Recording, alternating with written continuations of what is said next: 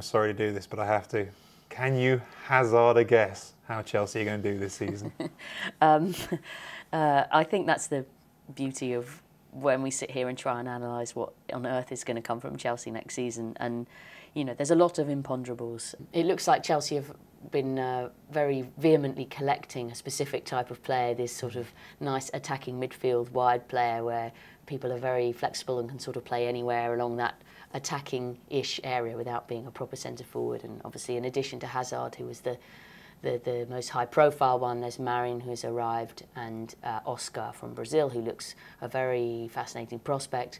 And you've already got Mata there, and arguably Ramirez can play in quite an offensive midfield role. So they've very much got a lot of options, and they look like they're going to be going for a new way of playing. What about up front, though, with Drogba gone? Well, Drogba obviously leaves in a completely gigantic hole.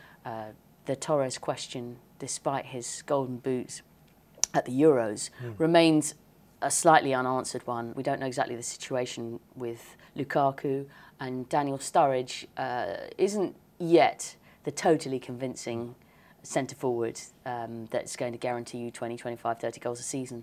So there's I'm really interested to see how Chelsea are going to set up next season. But obviously, defensively, especially since David Luiz and Gary Cahill began to really prove themselves in that final part of this critical part of the season for Chelsea last term.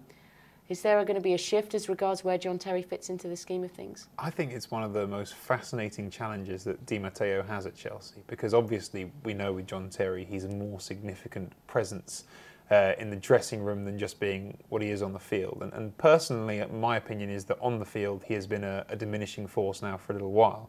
To be honest with you, there's always that little nagging question now of actually, did Chelsea go on to win the Champions League because he was absent? Because Gary Cahill's come in and been absolutely fantastic. Luiz, as you say, has picked up. And is there a question now of whether or not John Terry, maybe not whether or not he is at this second, but for how long will John Terry be the first choice centre-back? And if Di Matteo is bold enough to make that transition, that would be a huge, huge challenge for any manager, and particularly one who's come in the circumstances he has as a sort of interim appointment and then sort of managed to maintain it. You know, hasn't necessarily marched in with the credentials of an Ancelotti or someone like that.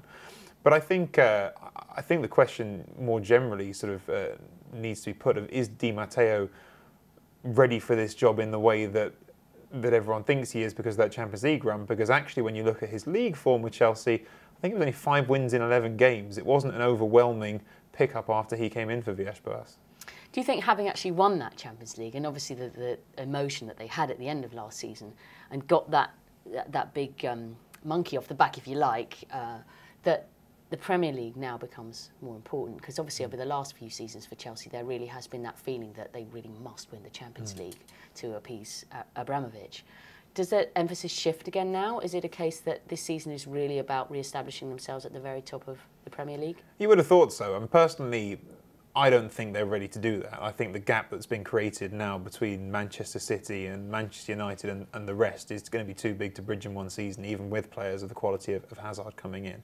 And actually, for me, Chelsea are the most unpredictable of almost any team in the top half of the table, because I genuinely think you can't just assume that because Hazard has been a great player in another league that he will walk in and immediately be a great player in the Premier League. I think he will succeed, but the history is littered with plenty of examples of players who take a season to settle, don't necessarily find their feet straight away. And so I think that there's an element for me to which they could finish 6th again just as easy as they could finish 3rd. But I equally think they could be the ones in 3rd place. I genuinely think that I don't know which way that's going to fall. I'm not sure how to call that. So I think they're a fascinating team. I think there will be more onus on the Premier League. That's certainly to be expected. But yeah, I just don't know how it's going to fall for them.